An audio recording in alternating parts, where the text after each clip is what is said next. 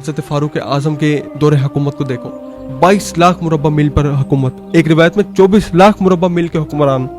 लेकिन लिखा है एक मरतबा आप मदीने की गलियों में गश्त फरमा रहे थे, तो मदीने से जब आप बाहर तशरीफ़ लाए 3 मील के फासले पर एक मुकाम आया।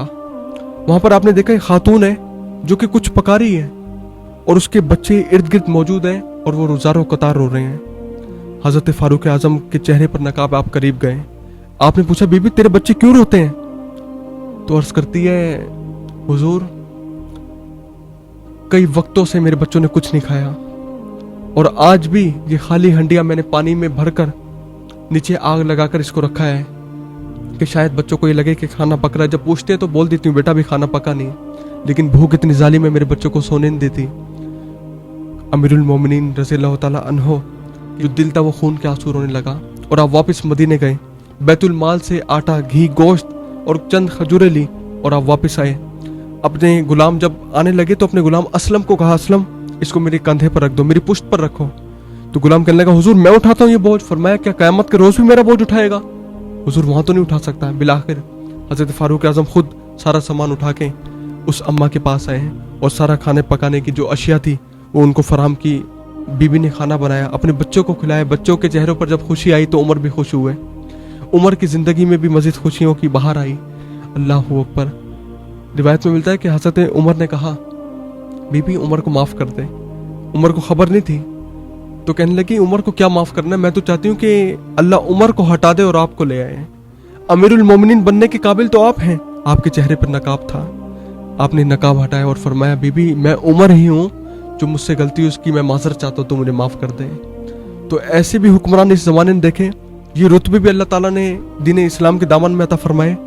अल्लाहु अकबर। बिशर नामी एक मुनाफिक था और एक यहूदी के दरमियान किसी मामले पे या ज़मीन के तनाज़े पर झगड़ा हुआ। अब वो कहता था कि ये मेरी है और यहूदी और मुनाफिक हर बंदा कहता था कि ये मेरी ज़मीन है, वो कहता है मेरी है। बिलाखिर फैसला ये हुआ, यहूदी ने कहा भाई तुम्हारे नबी सल्लल्लाहु अलैहि वसल्लम के पास चलते हैं और जो फैसला वो करेंगे वो हमें कबूल होगा। लेकिन मुनाफिक के दिल में चोर था, वो जानता था कि ना ही वहाँ सिफारिश होगी और ना ही वहाँ रिश्वत चलेगी, वहाँ तो हक पर फैसला होगा। तो मुनाफिक ने हुजूर के पास जाने से रोका कि हम वहाँ नहीं चलते, बल्कि तुम्हारे सरदार काब बिन अशरफ के पास चलते हैं। लेकिन यहूदी इस पर आमादा न हुआ। बिलाखिर दोनों यहूदी और वो मुनाफिक जो बज़ाहिर मुसलमान कहलाता था हुजूर की बारगाह में हाजिर हुए और हुजूर को सारा मुकदमा सामने रखा। तो हुजूर ने मुकदमा सुनकर यहूदी के हक में फैसला दे दिया कि तू हक पर है।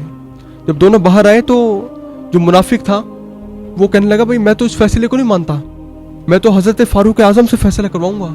आप तो यहूदी कहने लगा तुम जहाँ मर्जी चलो, मैं तो हक पर हूँ, अल्लाह ने मुझे आज भी जीत दी और तुम जहाँ लेके जाओगे मेरे हक में फैसला आएगा क्योंकि मैं हक पर हूँ। बिलाखिर दोनों हज़रत फ़ारूक आज़म की बारगाह में हाजिर हुए।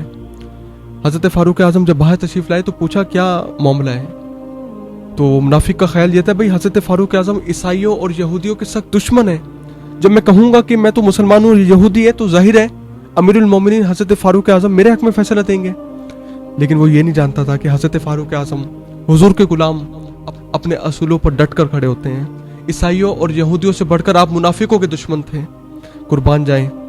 हज़रत उमर ने मुकदमा सुना और इतनी मुकदमा सुनने से कबल ही जब हज़रत उमर को ये बात बताई गई, यहूदी कहने लगा हुजूर सल्लल्लाहु अलैहि वसल्लम ने तो मेरे हक में फैसला दे दिया है, लेकिन ये आपके पास ले आए हमें। तो हज़रत उमर ने सुना तो फरमाया मैं अभी फैसला कर देता हूँ। आप घर में गए और तलवार को बाहर लाए और बाहर आते ही उस मुनाफिक की गर्दन उड़ा के रख दी।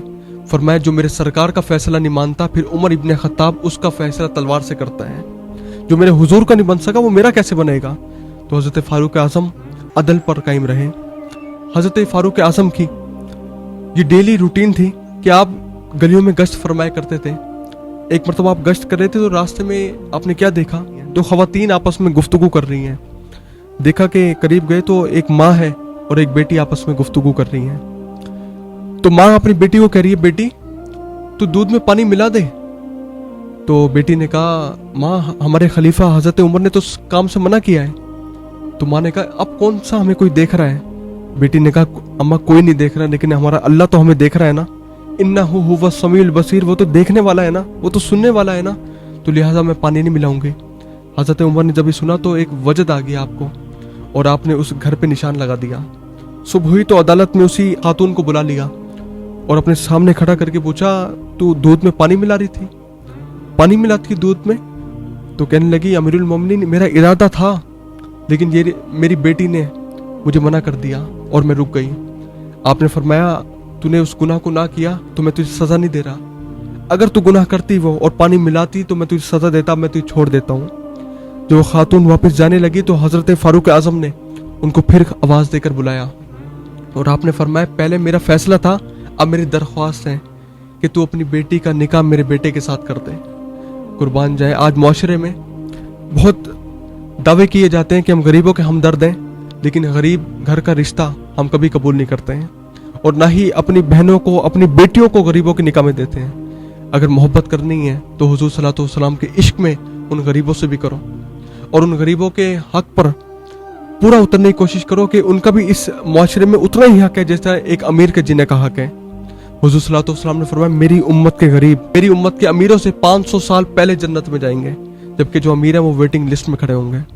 تو اللہ تعالیٰ نے آج ہمیں موقع دیا کہ ہم اپنے حضور کی محبت میں حضرت فاروق اعظم کی دور خلافت کو دیکھ رہے ہیں اور اپنے ملک میں بھی وہ نظام کے لیے کوشش کریں، نظام مصطفیٰ کو تخت پر لانے کے لیے کوشش کریں اور ایسی ہمیشہ سوچ کو اپنے قائم رکھیں کہ اگر پاکستان کو کوئی مشکلات سے بچا سکتا ہے تو وہ دین اسلام ہی ہے۔ اگر آپ دین اسلام کے رولز کو فالو کرو گے تو ہم مشکلات سے نکلیں گے۔ جب یہ سودی نظام ختم ہوگا تب اللہ کی رحمت ہمارے ملک میں اترے گی۔ تو اللہ تعالیٰ ہمیں حق سچ بیان کی توفیق عطا فرمائے۔